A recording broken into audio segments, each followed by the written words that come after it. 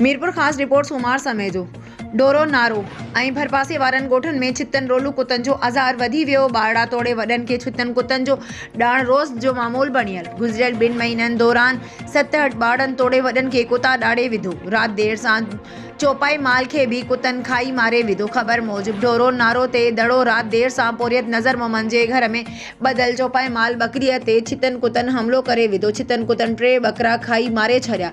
पोरियत जा 2 हथ मथे ते अची विया। पोरियत नज़र मोहम्मद ॻाल्हाईंदे चयो त ग़रीब मिसकिन माण्हू आहियां, छितनि कुतनि 3 ॿकर खाई मारे विधा आहिनि। घर जो सफ़र गुज़र चौपाई माल ते हो पर कुतनि इहे बि मारे विधा। ॿिए पासे डोरो नारो रूरल हेल्थ सेंटर मां मिलियल ॼाण मूजिबि गुज़िरियल 2 महीननि दौरान डोरो नारो ऐं भरपासे जे ॻोठनि में 7-8 माण्हुनि खे छितनि कुतनि ॾाड़े विधो आहे।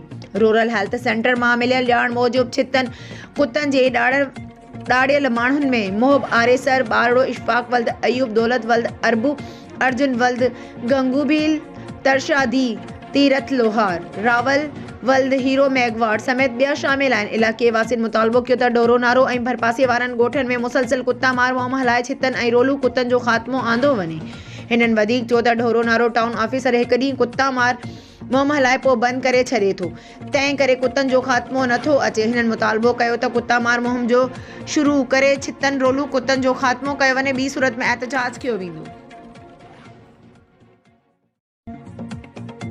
ब्यूरो चीफ जिला दादू साहब खान नालो जी रिपोर्ट मुताबिक सिंध ब्यूरो इताज जे सदर Faiz Mohammad bureau general secretary Abdul Razzaq bureau जे हुकुम ते सिंध ब्यूरो इताज जे रहनुमा हाजी रसूल बख्श ब्यूरो जी रिहाइशगाह ते अॻवाणनि जी प्रेस कॉन्फ्रेंस। अॻवाणनि चयो त ब्यूरोही बिरादरी सां का बि नाजाइज़ी बर्दाश्त न कंदासीं। असांजो पैगाम अमन मोहब्बत भाईचारे वारो आहे। अहिड़ो इज़हार सिंध ब्यूरो इताज जे सूबाई अॻवाणनि मीर मोहम्मूद खान ब्यूरोई, मीर अब्दुल वहाब मेंगल ब्यूरोई, वडेरो मोहम्मद ब्यूरोई, हबीब बलोशी, मोहम्मद असलम ब्यूरोई, मोहम्मद नवाज़ ब्यूरोई, वलीद बज़ेंजो, रियाज़ अहमद शहवानी, असलम ब्यूरोई ऐं ॿियनि मेड़ में मीर रसूल बख्श बज़ेंजो जी रिहाइशगाह ते प्रेस कॉन्फ्रेंस कंदे चयो। हिननि चयो त असांजो मक़सदु ब्यूरोई बिरादरी सां यकजहती ऐं सदन सां थींदड़ ज़्यादतियुनि जे बारे में आहे। सिंध में ब्यूरोई बिरादरी सां तमामु घणियूं ज़्यादतियूं कयूं पियूं वञनि, जिन जे हल लाइ गॾु थिया आहियूं। हिननि चयो त असांजी ब्यूरोई बिरादरीअ जे माण्हुनि जी ज़मीननि ते मुख़्तलिफ़ माण्हुनि कब्ज़ा कया विया आहिनि, जिन जे हल लाइ हर मुमकिन कोशिशूं कयूं वेंदियूं। असां अमन परस्त माण्हू आहियूं, नाजाइज़ी बर्दाश्त न कंदासीं। हिननि चयो त असांजो क़ाइद मीर मोहम्मद अमीन मेंगल ब्यूरोई आहे, जेको ॾींहं राति ब्यूरोई बिरादरी जा मसइला हल करे थो।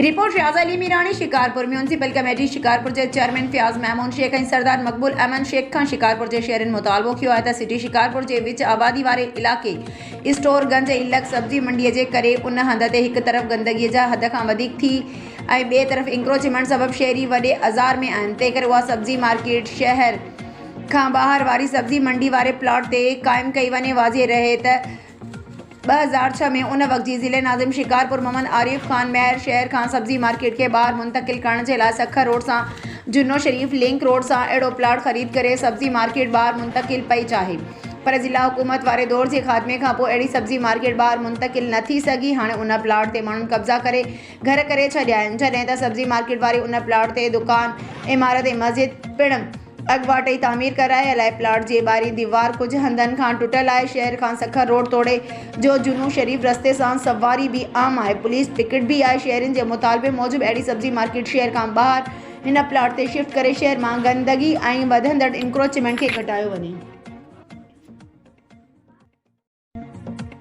सकरन रिपोर्ट रज़ा मोहम्मद सियाल। तालीम खते के असिस्टेंट डायरेक्टर कॉलेजेस रीजन शहीद बनजराबाद अता मोहम्मद सियाल सकरन जाई सऊदी वासी हाजी अब्दुल अजीज़ गद्दारो जी मान में सियाल हाउस सकरन ते मांझांदे जो एहतमाम कयो, जंहिंमें तालके सकरन जे मौजूद शख्सियतनि शिरकत कई, जिनमें पीपी सिंध काउंसिल जे मेंबर हाजी अल्लाह बख्श लाखो, गुलाम अली चांडियो, मुजीब खान चांडियो, मोहसिन लाखो, नईम अंसारी नानो, मोहम्मद रमज़ान लाखो, सरदार शहजाद लाखो, वहाज खानजादा, गुलाम हैदर सोलंगी, फारूक अहमद लाखो, मुश्ताक मुगल, रज़ा मोहम्मद सियाल, मोहम्मद सालिह उनड़, अल्लाह बचायो भट्टी, काजी जावेद सनाई, पहलवान खान गद्दारो, अली हसन गद्दारो, हाजी यूनिस लगारी ऐं ॿिया शामिल हुआ। मांझांदे जी मेज़बान अता मोहम्मद सियाल आयल महिमाननि खे अजरकनि लुंगियुनि जा तोहफ़ा पेश कंदे आजियाणो ॾींदे चयो त अॼोको प्रोग्राम परॾेही महिमाननि हाजी अब्दुल अजीज़ गद्दारो खे मान ॾियण लाइ कयो वियो आहे, जंहिंमें खेसि मनता ॾेई रहिया आहियूं। उन मौक़े ते हाजी अब्दुल अजीज़ गद्दारो ॻाल्हाईंदे चयो त मां थोराइतो आहियां भाउ अता मोहम्मद सियाल ऐं संदसि भाइरनि जिन मान ॾेई मोहबती माण्हुनि सां मुलाक़ात जो मौक़ो फ़राहम कयो आहे।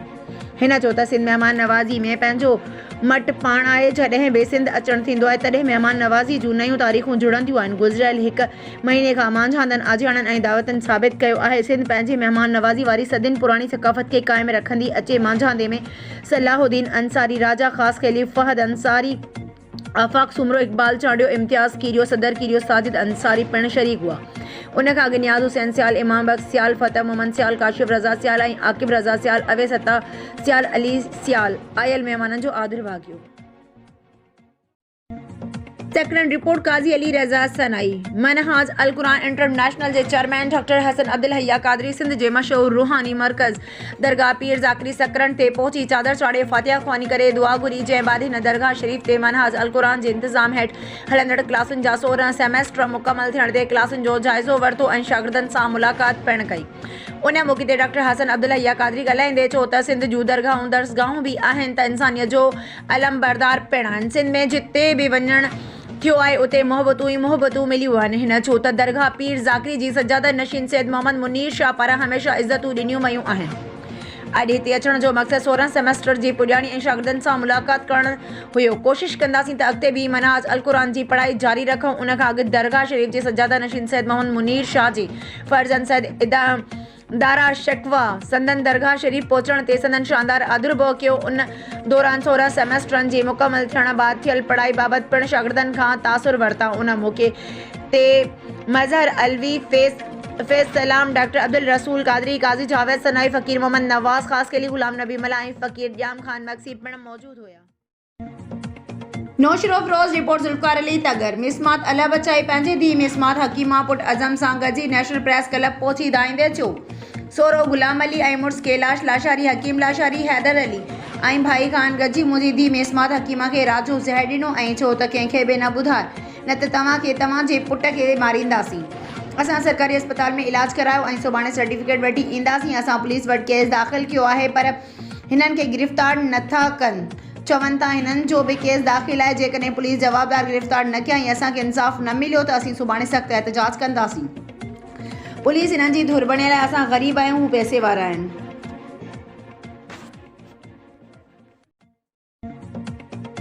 मटियारी रिपोर्ट अज़ीज़ गुल ख़ैबर। गुज़िरियल राति फजर टाइम ते कराची खां ईंदड़ मुसाफ़िर कोच ड्राइवर जी गिफ़लत सबबि रोड जी दीवार सां टकराइजी वई।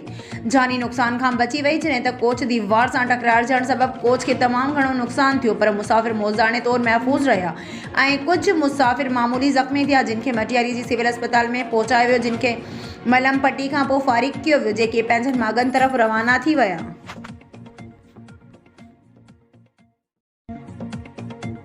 ख़ैबर रिपोर्ट अज़ीज़ गुल ख़ैबर वासी नाले असजद लाखो वल्द अहमद लाखो 3 साल अॻु हैदराबाद मज़दूरी सांगे वियो, उतां गुम थी वियो आहे। घणी ॻोल्हा खां पोइ बि हथ न अची सघियो आहे। संदसि वारसा ख़दशो ॾेखारियो आहे त संदन नौजवान अगवा थी वियो। संदन ॻोल्हा में मदद कई वञे। हिननि चयो त असजद असां खां मज़दूरी लाइ मोकल वठी वियो, पर 3 सालनि खां संदन को बि ॾस पतो कोन्हे मिलियो। संदसि माउ ऐं ॿिया घर वारा सख़्तु परेशान। असांजी ॻोल्हण में मदद कई वञे।